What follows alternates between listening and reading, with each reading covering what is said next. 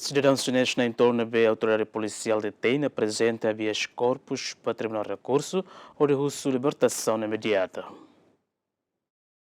Segundo a autoridade de segurança detentan arguido cidadão estrangeiro na Ronulu recém-rito e a residência ide e a fomento, também alegadamente halau atividade de jogo online ilegal. Mas beto ir advogado Pedro Camões, nebe for assistência ba arguido sina, autoridade policial la apresenta mandado husi tribunal bainhira halo detenção no alega katak Sidadaun Xinés balung retan agressão e operação policial. Também sira husu habeas corpus ba Tribunal Rekursu. Quando sira ba fomento, sira cair, há um amigo nain tolo que toba ele quarto lara.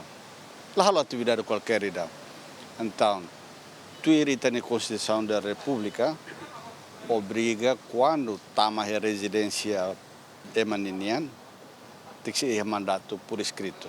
Presença, polícia, autoridade sira bahna defesa entende-se né e halo violação ba domicílio.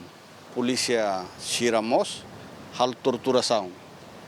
Halo balu limang kanik ain kanik nehan tohar, nehan nakdoko. Tarehan sa sira halo serviço doni, mas fora do serviço da nebetuir regras tuir lei permite. Tama violação do maka defesa entende sira halo, violação da Constituição e violação do proibido.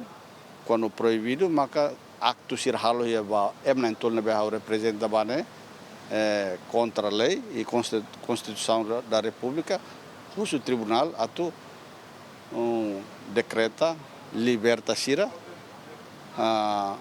via Habeas Corpus. Dadaun cidadão estrangeiro na Ronulu recém-rito cumpre ela horas hito no recém-rua e a cela PSEC hodi em processo primeiro interrogatório. Durante a operação e fomento Polícia Científica e Investigação Criminal halo apreensão ba objeto sira hanesan telemóvel, laptop no celoktan. Santina de Jesus, Romaldo Neves, GMN.